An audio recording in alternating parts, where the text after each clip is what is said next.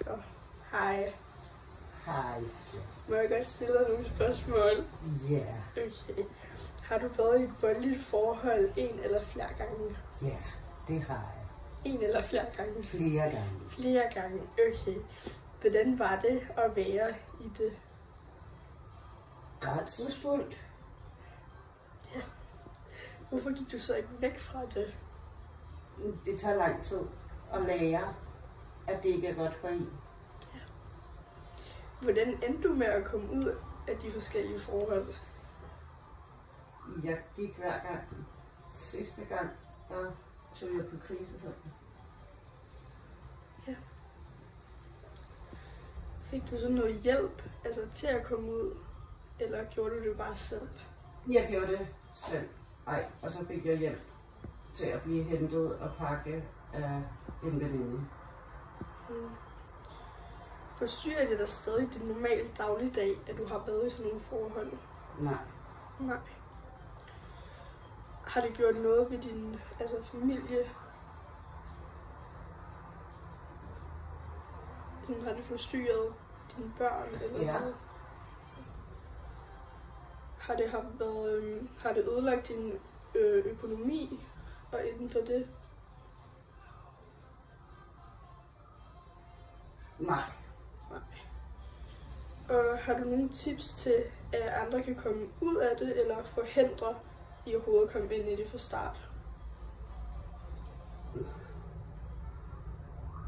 Tips til at komme ud af det, det er at søge hjælp. Tale åben om det, hvis man mærker, at man er i noget, som ikke føles rigtigt for en. Og tips til ikke at ende i et forhold, det er at mærke sine grænser. Og mærke, om de bliver overskredet, og så reagere efter det. Og sige fra. Yes. Ja, jeg tror, det var det. Var det det? Ja. Det var så alt, vi havde med vores anonyme person, der har været i et voldeligt forhold, og så nu vil vi gå videre til at vise et interview, vi har haft med Camilla, der arbejder på et krisecenter. Men så vil vi bare starte med at spørge om, hvad det er, sådan, du arbejder indenfor, eller sådan, hvad dit speciale ligesom er. Ja, jeg er jo socialrådgiver, og jeg arbejder på et krisecenter for voldsudsatte kvinder og børn. Og ja, jeg har arbejdet der i lidt over et år. Ja. Okay, Så det første spørgsmål er, hvilke situationer oplever du folk derude i? Ja, altså sådan i forhold til vores målgruppe, så er alle udsat for vold, der kommer ind på krisecenter. Det kan jo være mange forskellige former for vold. Det kan jo være, altså der er ret mange voldsformer, man kan blive indskrevet på. Det er typisk psykisk vold, fysisk vold, der sådan er de mest dominerende. Jeg ved ikke, hvor meget skal jeg gå i dybden med at forklare om det. Så meget du vil, virkelig. Det ville være fedt. Okay. Bare, virkelig. Okay, jeg fyrer den bare lidt af. Ja, 100%. Ja, ja, de fleste har været udsat for psykisk vold. Det er sådan den mest hyppige voldsformer. Det kan være, det er sådan ofte sådan noget med, i starten er det sådan noget meget mere til nedsættende.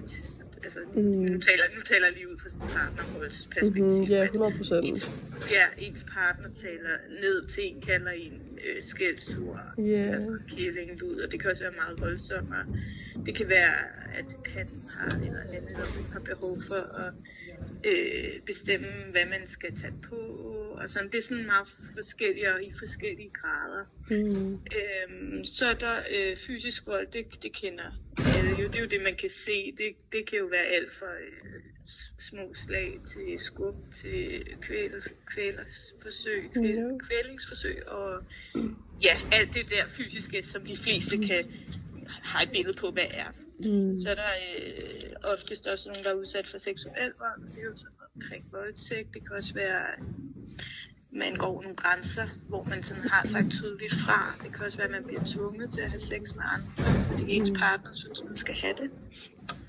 Så der er økonomisk vold, det er sådan oftest noget med, at man ikke har adgang til sine egne penge, hvis man har for eksempel fælles konto, og man ikke får lov til at bruge sin egen løn, for eksempel. Det kan være, at ens partner optager lån i ens navn og gældsætter en rigtig meget. Så er der materiel vold, det er, hvis ens partner ødelægger ens ting, og det er ofte sådan, at det er aldrig han eller hendes egne ting, altså den, der udsætter en partner, for det er aldrig dens egen del, der bliver ødelagt, det er altid partner. Så det er sådan ret systematisk, kan man sige. Og så er der stalking, som jo er sådan gentagende og meget opsøgende kontakt, selvom man er blevet det frabedt, og det kan være på alle mulige måder. Det kan være telefonisk møde op, sms'er, sådan nogle ting. Og så er der det er faktisk oftest de første 1, 2, 3, 4, 5 voldsformer, der er sådan, vi indskriver på. Og de lapper altid over hinanden, så hvis der er fysisk vold, så har der altid været psykisk vold. Ja, okay. Ja, så det er egentlig sådan, det er det, der sker derude. Oftest er det jo sådan, at det foregår meget i hjem. Det er meget sjældent, eller det er lidt mere sjældent, at kvinder, der bliver indskrevet, er udsat for vold i offentligheden. Altså, fordi så bliver det jo opdaget på en eller anden måde, ikke? Altså, det bliver mere tydeligt.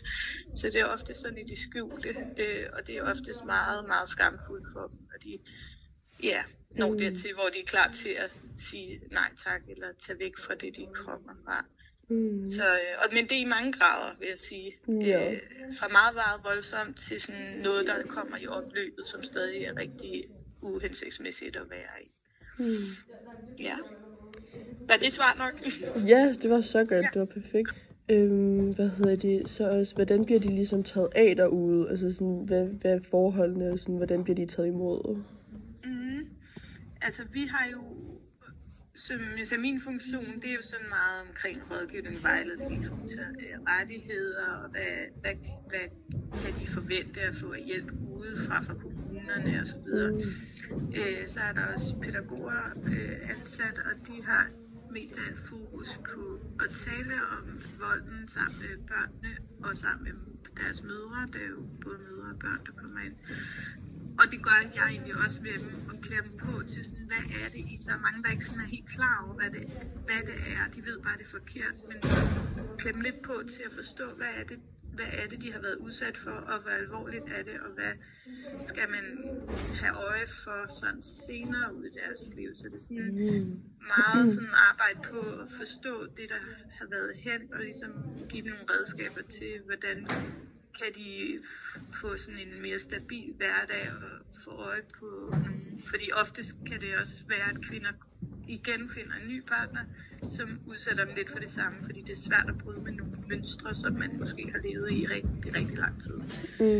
Men ligesom prøve at sådan give dem noget viden og nogle redskaber til, hvad de kan gøre anderledes, eller åbne deres sådan, viden op for det, de har stået i, så de kan gøre noget andet. Klemme lidt på til at gøre noget andet senere, ikke? Og så har vi også psykologer tilknyttet, som de også har samtale. Så det er sådan ret bredt, kan man sige, tilbud.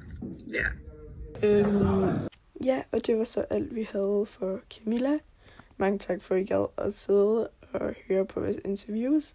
Jeg ved godt, det var lidt langt, men mange tak for det.